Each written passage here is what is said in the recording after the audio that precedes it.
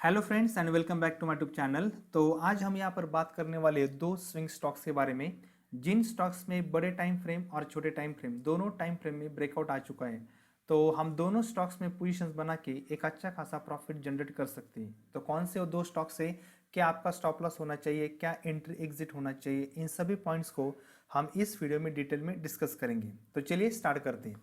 लेकिन इस वीडियो को स्टार्ट करने से पहले अगर आप हमारे चैनल्स पे नए हो तो इस वीडियो को लाइक कीजिए, चैनल को सब्सक्राइब कीजिए, बेल आइकन को क्लिक कीजिए ताकि मैं जो भी नई नई वीडियो अपलोड करूंगा उनका नोटिफिकेशन आपको इमीडिएटली मिल जाए। और अगर आप हमारा टेलीग्राम चैनल भी ज्वाइन करना चाहते हो तो नीचे डिस्क्रिप्शन बॉक्स में लिंक है, आप वहाँ पे क्लिक करके टेलीग्राम चैनल भी ज्वाइन कर सकते हो फ्री ऑफ कॉस्ट में। तो चलिए अब इस वीडियो को स्टार्ट करते हैं। तो मैंने जो दो स्टॉक्स निकाले उसमें से फर्स्ट स्टॉक से बर्जर पेंट। ठीक है, मैंने आपके लिए जो दो स्टॉक्स निकाले उसमें से फर्स्ट स्टॉक से बर्जर पेंट। अब देखिए बर्जर पेंट में कैसा स्ट्रक्चर बना हुआ है।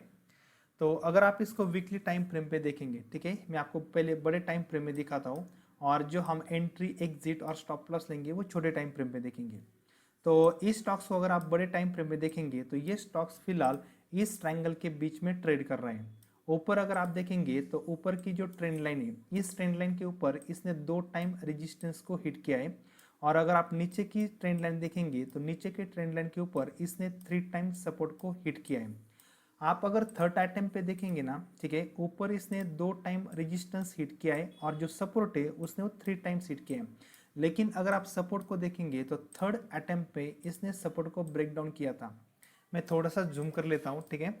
अगर आप इसको ठीक है, अगर आप इसको थर्ड अटेम्प्ट पे देखेंगे तो यहाँ पर इसने थर्ड अटेम्प्ट पे सपोर्ट को ब्रेक डाउन किया था, लेकिन ये ब्रेक डाउन फेल हो चुका है। फेल क्यों हुआ? क्योंकि ब्रेक डाउन होने के बाद, मतलब ब्रेक डाउन होने के बाद ये स्टॉक फिर से यू टर्न लेके इसी ट्रेंड लाइन के अंदर आ चुका है। अगर ये ब्रेक डाउन सही होता तो इसने क्या करना चाहिए था, ब्रेक डाउन होने के बाद रिटेस्ट करना चाहिए था और रिटेस्ट करने के बाद फिर से डाउन मूवमेंट स्टार्ट करनी चाहिए थी। लेकिन इसने क्या किया, डायरेक्टली यू टर्न लेके फिर से उसी ट्रेंड लाइन के अंदर आ चुका है। तो यही हमारा फर्स्ट लॉजिक हुआ इस स्टॉक्स को बाय करने का, कि इसने ये फिर से अपने सपोर्ट लेवल पे अभी ट्रेड कर रहे हैं। ठीक है, ये फर्स्ट लॉजिक हुआ। सेकंड लॉजिक क्या है, अगर मैं टाइम फ्रेम छोटी करता हूँ, ठीक है, अभी जो वीकली टाइम फ्रेम है तो इसको मैं डेली में कन्वर्ट करता हूँ। अगर आप इसको छोटे टाइम फ्रेम में देखेंगे तो इसने छोटे टाइम फ्रेम में और एक ट्रेंड लाइन को ब्रेकआउट किया हुआ है। ठीक है, मैं आपको दिखाता हूँ, थोड़ा सा हम जूम कर लेते हैं। ठीक है, तो अगर आप सेकंड देखेंगे तो इसने इस ट्रेंड लाइन को, ठीक है, एक मिनट, ठीक है, मैं थोड़ा सा इसको इधर लेता हूँ। ठीक है, अब देखिए इसने छोटे टाइम फ्रेम में ऊपर के और एक ट्रेंड लाइन को ब्रेकआउट किया। ठीक है, अगर मैं यहाँ से एक ट्रेंड लाइन ड्रॉ करता हूँ इस तरीके से, तो अब देखिए इस ट्रेंड लाइन को भी इस स्टॉक्स ने ब्रेकआउट किया है और ब्रेकआउट होने के बाद 2 दिन से ये स्टॉक्स उस ट्रेंड लाइन के ऊपर ट्रेड कर रहे हैं। आपको और एक लॉजिक दिखाता हूँ मैं, इसने और एक रेजिस्टेंस का भी ब्रेकआउट किया है। अगर मैं आपको यहाँ पर एक छोटा सा रेजिस्टेंस दिखाता हूँ, ठीक है, ये छोटा सा एक रेजिस्टेंस है रेक्टेंगल का, तो इसने इस रेक्टेंगल के रेजिस्टेंस का भी ब्रेकआउट किया है। तो अगर आप यहाँ पर देखेंगे तो टोटल इस स्टॉक्स को बाय करने के लिए हमारे पास 3 कंफर्मेशन है। सबसे पहले इसने जो नीचे की जो ट्रेंड लाइन थी, सपोर्ट लेवल थी, फिर उस सपोर्ट लेवल के अंदर ट्रेड कर रहा है। ऊपर से जो मेजर एक ट्रेंड लाइन आ रही है उस ट्रेंड लाइन का भी ब्रेकआउट किया है और ये जो छोटा सा एक और रेजिस्टेंस है उस छोटे से रेजिस्टेंस को भी इसने ब्रेकआउट किया है। तो हमारे लिए 3 कंफर्मेशन सफिशिएंट है इस स्टॉक्स को बाय करने के लिए। तो आई होप कि आपको ये तीनों लॉजिक समझ में आए होंगे। तो अब हम यहाँ पर एंट्री एग्जिट कैसे करेंगे, तो देखिए एंट्री हमेशा छोटे टाइम फ्रेम में होनी चाहिए। आपका जो भी सपोर्ट रेजिस्टेंस या फिर आप जो भी एनालिसिस करेंगे वो बड़े टाइम फ्रेम पे होना चाहिए और आपकी एंट्री एग्जिट और स्टॉप लॉस हमेशा छोटे टाइम फ्रेम में होने चाहिए। तो हम यहाँ पर एंट्री एग्जिट और टारगेट कैसे निकालेंगे, ठीक है। तो मैंने फिर से यहाँ पर डेली का टाइम फ्रेम है, तो हम क्या करेंगे, ये जो कैंडल है जिसने रेक्टेंगल का ब्रेकआउट किया है उसके ऊपर हम बाइंग करेंगे। तो हमारे बाइंग की पोजीशन होनी चाहिए 505 पर। अभी ये स्टॉक ट्रेड कर रहा है 502 के लेवल पे, तो जैसे ये स्टॉक 505 को ब्रेक करता है तो वहां पर हम एक बाइंग की पोजीशन क्रिएट करेंगे और हमारा जो स्टॉप लॉस होगा वो इस कैंडल के नीचे, ठीक है, इस कैंडल के नीचे होना चाहिए, यानी कि लगभग 485 पे।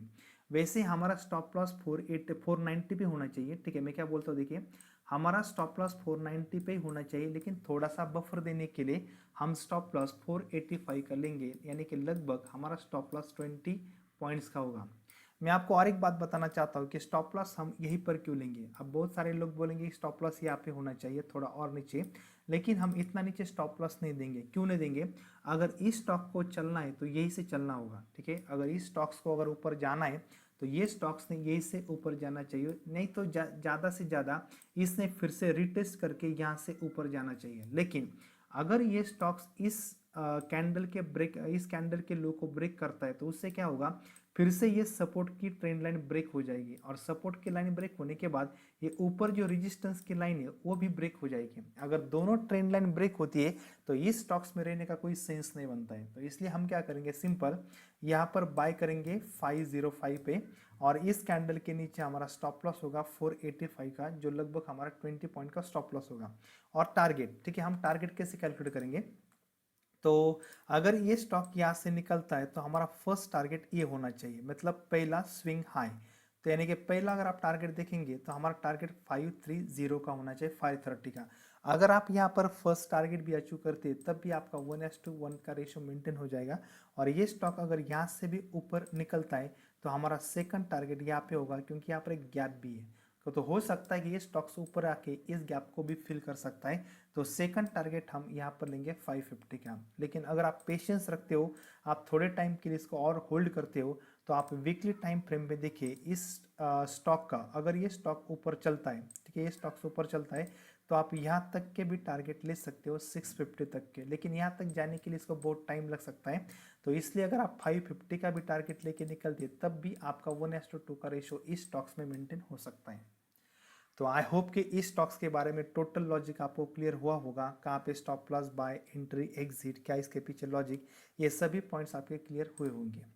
तो अब चलते हैं हम सेकंड स्टॉक्स के ऊपर, सेकंड स्टॉक्स के ऊपर। तो हमारा जो सेकंड स्टॉक्स है वो आईसीआईसीआई प्रूडेंशियल, ठीक है, जहाँ पर भी एक अच्छा खासा ब्रेकआउट आ चुका है। तो जो सेकंड स्टॉक है आईसीआईसीआई प्रूडेंशियल, अब देखिए इसमें कैसा स्ट्रक्चर बना हुआ है। तो मैं पहले आपको इसको वीकली टाइम फ्रेम में दिखाता हूँ, ठीक है।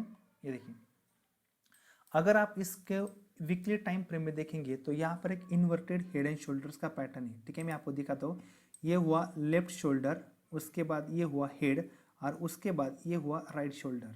तो इसका मतलब ये इन्वर्टेड हेड एंड शोल्डर्स का पैटर्न है, और इसने इसको ब्रेकआउट भी किया था लेकिन वो ब्रेकआउट सस्टेन नहीं हुआ, इसने फिर से मतलब फिर से ब्रेक डाउन किया, ठीक है।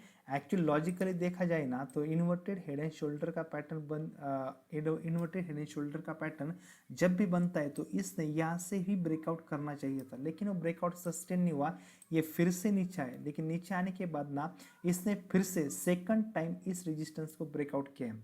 और अगर ये स्टॉक सेकंड टाइम में इसको ब्रेकआउट करता है तो यहाँ पर हाई चांसेस है कि ये स्टॉक उसके पहले वाले हाई तक जा सकता है। अगर इसको नीचे जाना था तो ये यहीं से नीचे जाता, लेकिन आप देखिए इतना बड़ा फॉल आने के बाद भी एक दो कैंडल ने फिर से रेजिस्टेंस का ब्रेकआउट किया है, और ये रेजिस्टेंस सेकंड टाइम ब्रेकआउट हो चुका है। तो यहाँ पर एक हाई पॉसिबिलिटी है कि ये स्टॉक फिर से उसके पिछले वाले हाई तक जा सकता है। और अगर आप छोटे टाइम फ्रेम में देखेंगे, ठीक है, मैं आपको डेली का टाइम फ्रेम दिखाता हूँ, ठीक है।